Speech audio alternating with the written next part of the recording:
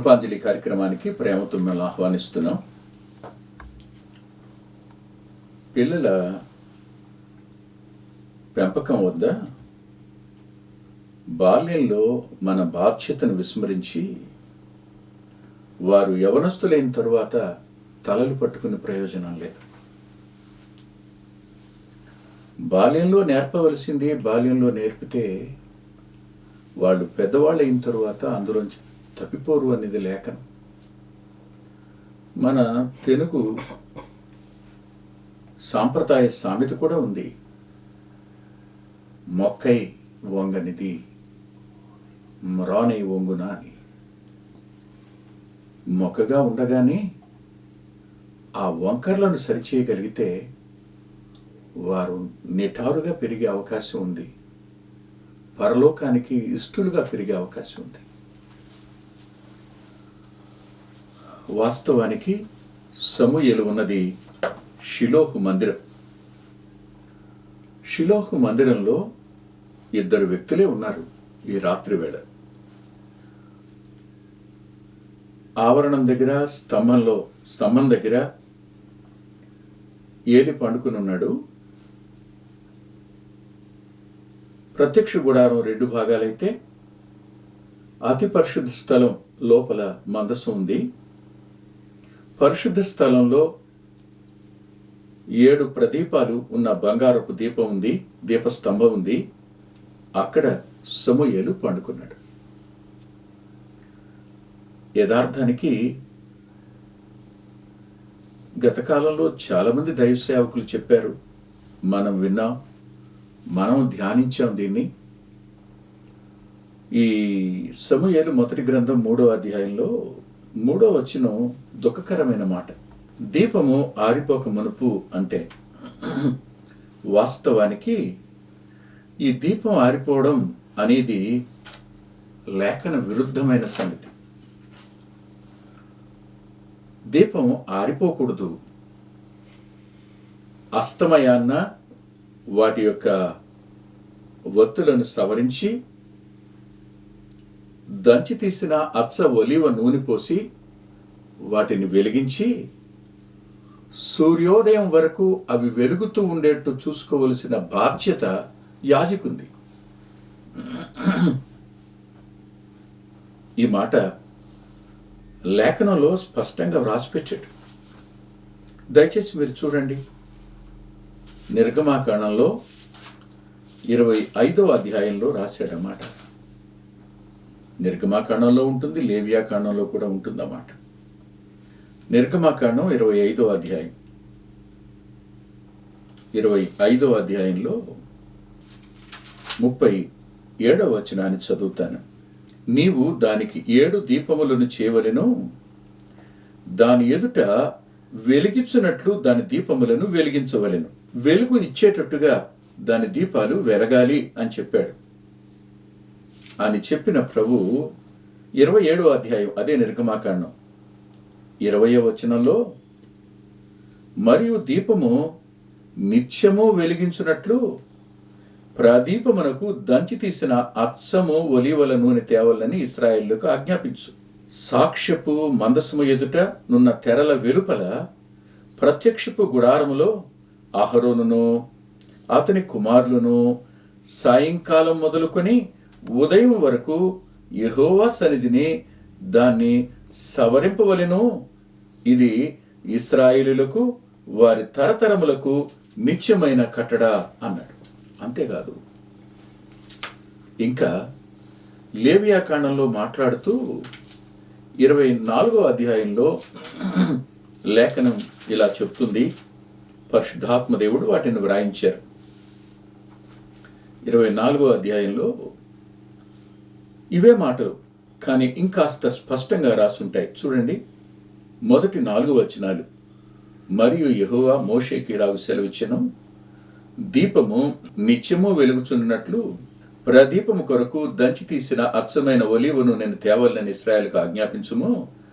ప్రత్యక్షపు గుడారపులో శాసనముల అడ్డతెరకు వెలుపల అహరోను సాయంకాలం మొదలుకొని ఉదయం వరకు అది వెలుగునట్లు, సాయంకాలం మొదలుకొని ఉదయం వరకు వెలుగునట్లు యెహోవా సన్నిధిని దాన్ని చక్కపరచవలెను. ఇది మీ తరములకు నిత్యమైన కట్టడ. అది నిర్మలమైన దీప వృక్షము మీద ప్రదీపములను యెహోవా సన్నిధిని నిత్యము చక్కపరచవలెను. సూర్యాస్తమయం కాగానే ఈ పరిశుద్ధ స్థలంలో ఆ 7 ప్రదీపాలు కలిగినటువంటి దీపస్తంభం 7 ప్రమిదలు వెలగాలి. అవి వెలుగుతూనే ఉండాలి. సూర్యోదయం అయ్యేంత వరకు వాటిని సవరిస్తూనే ఉండాలి. అందులో ఒకటి కూడా ఆరిపోకూడదు. రాత్రి వేళ సైతం ఆ వెలుగు ప్రకాశిస్తూనే ఉండాలి. ఇది నిత్యమైన కట్టడ. కానీ దీపం ఆరిపోక మునుపు అన్నాడు. అంటే ఎప్పుడు మధ్యరాత్రిలో ఆరిపోతుందో. కారణం ఏమిటంటే ఆ దంచి తీసిన అచ్చ ఒలీవ నూనె తెచ్చేటువంటి వారు లేరు. ప్రజలకు దేవుని మందసం అంటే, దేవుని మందిరం అంటే అసహ్యం ఏర్పడింది. షిలోహుకు రావాలి అంటే వారు ఇష్టత లేని వారయ్యారు, అయిష్టులయ్యారు. అందుకనే రాస్తాడు సమూయేలు మొదటి గ్రంథం 2వ అధ్యాయంలో 17వ వచనంలో ఏమని రాశాడంటే, అందువలన జనులు యెహోవాకు నైవేద్యము చేయుటయందు అసహ్యపడుటకు ఆ యవనులు కారణమైరి. అంటే దేవుని మందిరానికి రావడానికి కానీ, నైవేద్యాన్ని తేవడానికి కానీ, మందిర అవసరతలు తీర్చడానికి కానీ ప్రజలకు మనసు లేకుండా పోయింది. ఆ పిల్లల యొక్క దౌర్భాగ్యకరమైన జీవితాన్ని బట్టి. ఇలాంటి చోట ఏలి ఆ పిల్లలను పట్టించుకున్నవాడు కాకపోయాడు. ఆ పిల్లలను గద్దించినవాడు కాకపోయాడు. సామాన్యంగా వాళ్ళతో ప్రేమతో మాట్లాడాడే తప్ప జాగ్రత్త సుమా అని వారిని హెచ్చరించిన వాడు కాడు. ఒక మాట జ్ఞాపకం పెట్టుకోండి. Priests are custodians to the law. యాజకులనేవాళ్ళు ధర్మశాస్త్రానికి వాళ్ళు బాధ్యతాయుతమైన వారు. నెరవేర్చడం వారి యొక్క బాధ్యత. సంరక్షకులు వాళ్ళు. కానీ అది మర్చిపోయాడు. నా పిల్లలకు నేను చెప్పుకోలేనప్పుడు సమాజానికి చెప్పడానికి నాకు ఏ అర్హత ఉంటుంది? ఉండదు కదా. వాస్తవానికి ఏలి ఏం చేయాలి? లేఖనం ఎంత స్పష్టంగా చెప్పింది. మరోసారి మీరు ద్వితీయోపదేశకాండం 21వ అధ్యాయం 18వ వచనం నుంచి, ఒకని కుమారుడు మొండివాడై తిరుగుబడి తండ్రి మాట గాని తల్లి మాట గాని వెనకయుండి వారు అతని శిక్షించిన తరువాతయును అతడు వారికి విధేయుడు కాకపోయినడలా అతని తల్లిదండ్రులు అతన్ని పట్టుకుని ఊరి గవిని యొద్ద కూర్చుండు పెద్దల యొద్దకు అతన్ని తీసుకుని వచ్చి, మా కుమారుడైన వీడు మొండివాడై తిరుగుబడి ఉన్నాడు, మా మాట వినక తిండిబోతును త్రాగుబోతును ఆయనని ఊరి పెద్దలతో చెప్పవలెను. అప్పుడు ఊరి ప్రజలందరూ రాళ్లతో అతన్ని సావకొట్టవలెను. అట్లు ఆ చెడుతనమును నీ మధ్య నుండి పరిహరింతువు. అప్పుడు ఇశ్రాయేలీయులందరూ విని భయపడుదురు. దేవుని భయం ప్రజల మధ్యకు రావడానికి తీర్పు, శిక్ష అనేది నియమించబడింది. యాజకుడు తన పిల్లలు ఇలా చేస్తున్నప్పుడు ధర్మశాస్త్రాన్ని అతడు అమలు చేయలేకపోయిన కారణం చేత దేవుని భయాన్ని ప్రజలలో స్థాపించడం అనేది. దేవుని ప్రజలలో భయాన్ని స్థాపించలేని వ్యక్తి, ధర్మశాస్త్రానికి సంరక్షకుడుగా ఉండలేని వ్యక్తి, దేవుని కంటే పిల్లలకే ఎక్కువ ప్రాధాన్యతనిచ్చిన వాడుగా ఇతడు కనిపించాడు. ఆ మాట నేను అన్నది కాదు, ప్రభువే అన్నారు. చూడండి ఏమన్నారు ఆయన. ప్రభు అన్న మాట భలే బాధ కలిగించే మాట.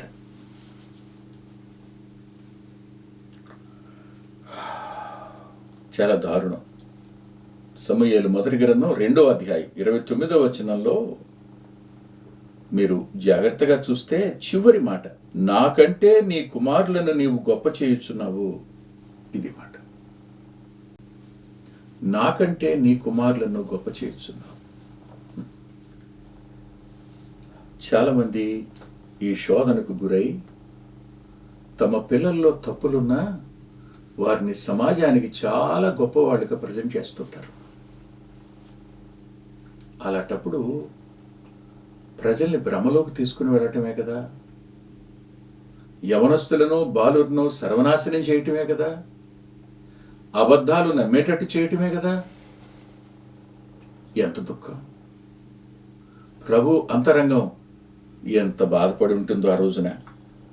అంతేకాదు, ప్రభు తానే సమూయేలు మొదటి గ్రంథం 3వ అధ్యాయం 13వ వచనంలో అన్నారు, తమ కుమారులు తము తాము శాపగ్రస్తులుగా చేసుకొనుచున్నారని తాను ఎరిగియూ వారిని అడ్డగించలేదు.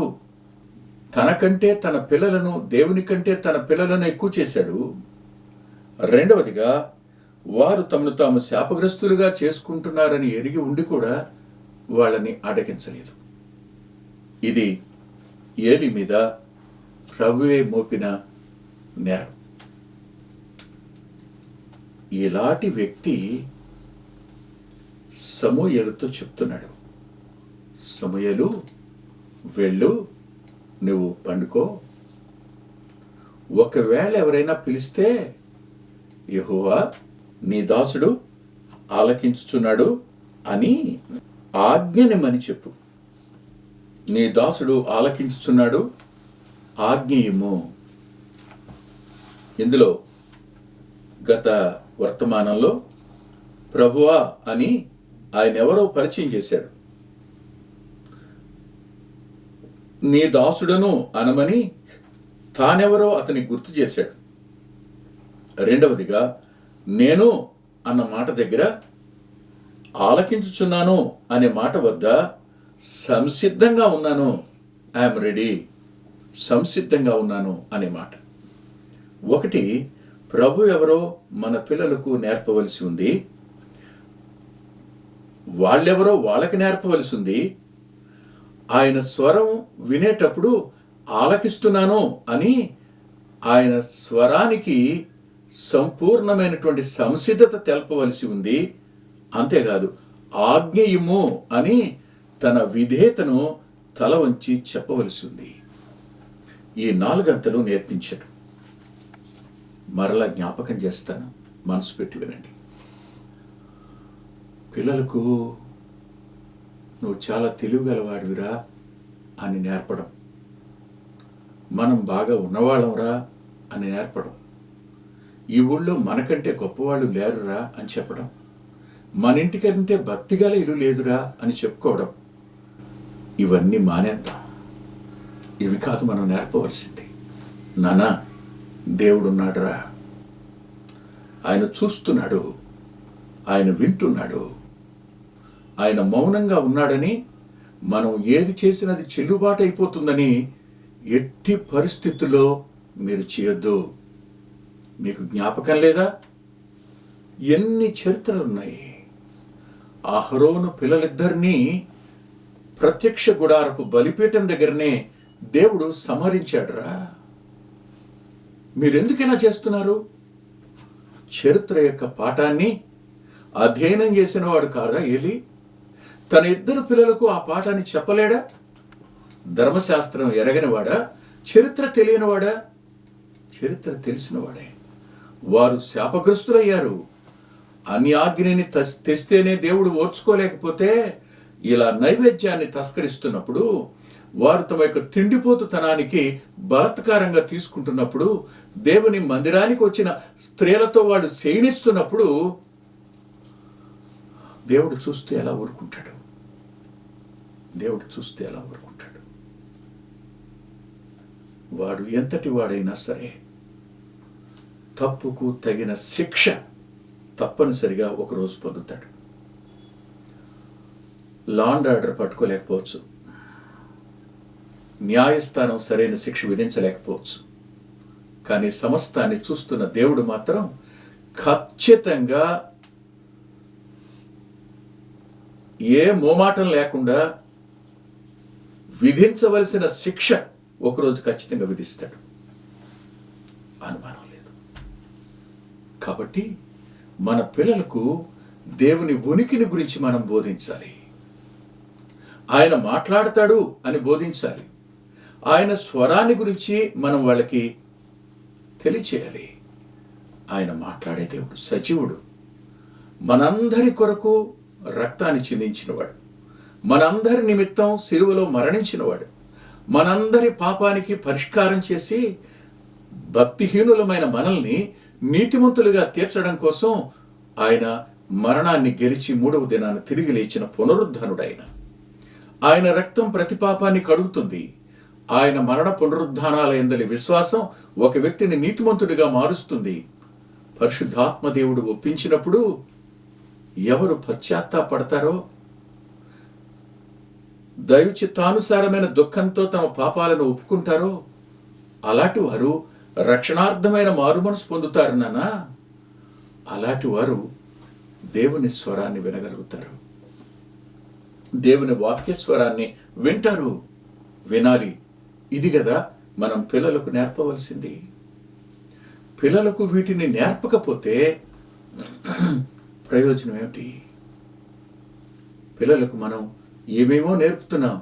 మావాడండి గణితంలో జమ్మండి, ఇంగ్లీష్ అంటారా, అబ్బాబ్బాబ్బా మంచినీళ్ళు తాగినట్టు మాట్లాడతాడండి. ఇక తెలుగు చెప్పక్కర్లేదండి, ఇక సైన్స్ అంటారా, సోషల్ అంటారా, ఉఫ్ అని ఊదేస్తాడు. వాస్తవమే కానీ మీ వాడికి దేవుడు తెలుసా? వాక్యం తెలుసా? వాక్యం సజీవమైంది. నా మాటలు ఆత్మయు జీవమునై ఉన్నాయి అని ప్రభు చెప్పారు. అవి సబ్బు వంటిది, వ్యక్తిని పరిశుద్ధపరచగలిగింది. వాక్యం బండలను పగలగొట్టు సుత్తి వంటిది. ఆ వాక్యం నీ వ్యక్తిగత జీవితాన్ని అద్భుతంగా ప్రభావితం చేయగలిగింది. ఆ వాక్యంలో వాక్య స్వరూపి అయిన ప్రభువుని నీ అంతరంగానికి పరిచయం చేయడానికి పరిశుద్ధాత్మదేవుడు నేటికి ఆయన సంసిద్ధంగా ఉన్నాడు, ఒప్పించడానికి సిద్ధంగా ఉన్నాడు. కానీ మన పిల్లలకు లేఖనంలో నుంచి దేవుడు మాట్లాడతాడని తెలుసా? ఆయన స్వరం వినొచ్చని తెలుసా? నాకు ఇలా అనిపించింది. ఇంత మంచిగా పెంచారు అమ్మా నాన్నలు, హన్నా ఎలకానాలు. భయం పెంచారు, భయంతో పెంచారు, గౌరవం వచ్చేటట్టు పెంచారు, ఏ పరిస్థితుల్లోనైనా మాట వినేటట్టు పెంచారు. కానీ దేవుడు మాట్లాడతాడు నాన్న, దేవుని స్వరం నువ్వు వింటే వెంటనే ఇలా చెయ్యి అని నేర్పారా? నేర్పలేదు. నేర్పి ఉండరు. నేర్పితే ఆ బాలుడి మనసులో దేవుడు నాతో ఎప్పుడు మాట్లాడతాడు అని ఎదురు చూసేవాడు కదా. ముమ్మారు పిలిచినా దేవుని స్వరం ఇదని గుర్తుపట్టలేకపోయినాడు. ఏలీ చెప్పగా అప్పుడు గుర్తుపట్టాడు. అవును కదా, మనం కూడా మన పిల్లలకు దేవుని స్వరాన్ని గుర్తించడం నేర్పాలి. అలా నేర్పేటువంటి అత్యున్నతమైనటువంటి కృపను దేవుడు మీకు, స్వరాన్ని గుర్తుపట్టగలిగిన కృప మీ పిల్లలకు అనుగ్రహించునుగాక. తలలోంచి ప్రార్థన చేసుకుందాం. మహిమాన్వితుడు అయిన మా పరలోకపు తండ్రి, మరోసారి కృప కలిగిన మీ పాదాల సమీపానికి వస్తున్నా. వాక్యం మీది, బోధించవలసిన వారు మీరు, కార్యం చేయగలిగిన గొప్ప దేవుడు. మీ ఆత్మ ద్వారా మా పిల్లలను బాల్యంలోనే మీరు సంధిస్తారని నమ్మి వారికి మేము ఏ రీతిగా చెప్పాలో ప్రతి ఒక్కరికి వ్యక్తిగతంగా మీరే మాట్లాడి బోధించి బోధించడానికి శక్తిమంతులుగా చేయమని, వింటున్న మా ప్రియుల కుటుంబాలని రక్షించబడడానికి సాయపడండి అని యేసు ప్రభు వారి పేరిట ప్రార్థిస్తున్నాం తండ్రి. ఆమేన్. మరలా వచ్చే వారం కలుసుకుందాం. దేవుడు మిమ్మల్ని దీవించునుగాక. అద్భుతమైన పుస్తకాలు అందుబాటులో ఉన్నాయి. అందులో అంత్యోక్ మినిస్ట్రీస్ నుంచి ప్రచురితమైన మీ ఆత్మీయ క్షేమానికి మేలు కలుగు చేసే పుస్తకాలు, మీ ఆత్మలను దేవుని కొరకై ఉజ్జీవింపచేసే పుస్తకాలు, ప్రభువులాగా జీవించడానికి ప్రేరేపించే పుస్తకాలను దైవాత్మ సహాయంతో రాయటం జరిగింది. పిల్లల కొరకై చిత్రీకరించబడిన 5 DVDలు అందుబాటులో ఉన్నాయి. ప్రతి DVD పిల్లలను దేవుని కొరకు ఎంతగానో విశ్వాసాన్ని పెంపొందింపజేసేవిగాను, ఆసక్తిని కలిగించేవిగాను, ఆత్మలో ప్రభువుని హత్తుకునేట్టు చేసేవిగాను ఉన్నాయి. ఈ మధ్యన వెలువడినటువంటి ఆ DVD సాధనం, అది మీ పిల్లలకు ఎంతైనా మేలు చేస్తుంది. ఆ పాటలను మీరు చూస్తున్నారు. వాటన్నిటినీ మీరు పొంది ఆత్మీయంగా మేలు పొందాలని ఒక దైవ సేవకునిగా మీకు మనవి చేస్తున్నాను.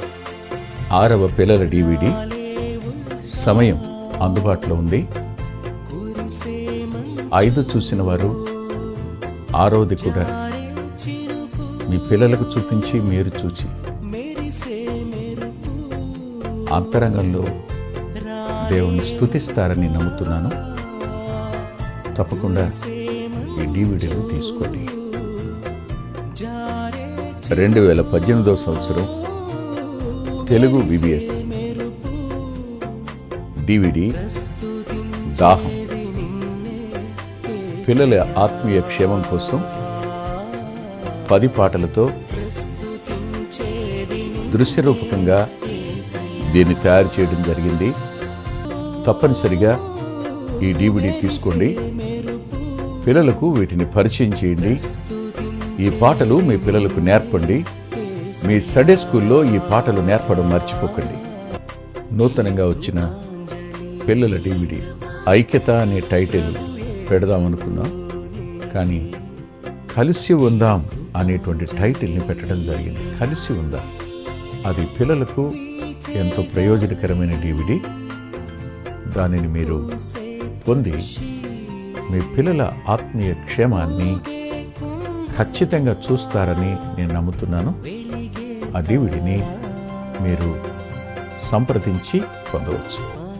సాధు సాల్మన్ గారి జీవితం, ఆయన గోదావరి నది దగ్గర ఒక ఆశ్రమాన్ని స్థాపించి అనేక మందిని ప్రభువులోకి నడిపినవారు, అనేక మంది జీవితాలను ఆయన ప్రోత్సహించినవారు. ఎంతో ప్రోత్సాహకరమైన ఈ జీవితాన్ని చదివి మీరు తప్పకుండా ఆత్మీయమైన మేలు పొందుతారు. ఎంతో దిద్దుబాటు ఈ పుస్తకం మూలకంగా జరుగుతుంది. తప్పకుండా చదవండి. సహోదరుడు బక్సింగ్ గారి ద్వారా ప్రారంభమైన ఉజ్జీవం భారతదేశంలో ఎలా ఆరంభమైంది, అది ప్రపంచాన్ని ఏ విధంగా ప్రభావితం చేసింది, ఆ విషయమంతా ఆర్ఆర్ రాజమణి గారు తన జీవిత సాక్ష్యంగా వాటన్నిటినీ అందులో సమ్మిశ్రితం చేసి చెప్పారు. ఒక అద్భుతమైన సాక్ష్యం, ఒక పరిచర్యకు ఒక నిదర్శనం, దర్పణం ఈ పుస్తకం. చదివిన ప్రతివారు తిరిగి ప్రార్థించడానికి ఆత్మచేత ప్రోత్సహించబడిన వారై మోకరించే అద్భుతమైన ప్రభావాన్ని చూపించే పుస్తకం వర్ష ఋతు సూర్యోదయం, మాన్సూన్ డే బ్రేక్ అనే పుస్తకానికి ఇది తర్జుమా. తప్పకుండా చదవండి. ఎంతో కాలంగా ఎదురు చూస్తున్న ఆనందం గారి జీవితం ఇప్పుడు మీ ముందుంది. మీ ఆత్మీయ మేలు కోసం ఆ పుస్తకాన్ని చదవండి. గత 30 సంవత్సరాలుగా, ఇది 31వ సంవత్సరం, క్రీస్తు సువార్త పత్రిక అనేక మంది ఆత్మీయ ఆకలిని తీరుస్తున్నటువంటి మాసపత్రిక. ఈ పత్రికను మీరు పొంది మీ ఆత్మీయ జీవితాలకు మేలు కలుగు చేసుకుంటారని హృదయపూర్వకంగా మీకు సిఫార్సు చేస్తున్నాను. గత 2 సంవత్సరాలుగా పిల్లల ఆత్మీయ క్షేమం కోసం సచిత్ర ద్విమాస పత్రిక నెలవంక వెలువడుతోంది. అనేక మంది పిల్లలు ఆత్మీయంగా మేము మేలు పొందామని వారి ఉత్తరాల ద్వారాను వ్యక్తిగతంగా కలుసుకున్నప్పుడు సాక్ష్యం చెబుతున్నారు. మీరు కూడా మీ పిల్లల కోసం నెలవంక పత్రికను మీరు పొందొచ్చు. అందుకొరకై ఈ క్రింద ఇవ్వబడినటువంటి ఫోన్ నెంబర్ని మీరు సంప్రదించండి. మా చిరునామా కృపాంజలి, బ్రదర్ పిల్లా వెంకటరత్నం, రామచంద్రపురం రోడ్, గుడివాడ, కృష్ణా జిల్లా, Andhra Pradesh. Our address Krupanjali, brother Pilla Venkataratnam, Ramachandrapuram road, Gudivada, Krishna district, Andhra Pradesh. Phone number 9490504299 9490504299. రాలేవుగా కురిసే మంచు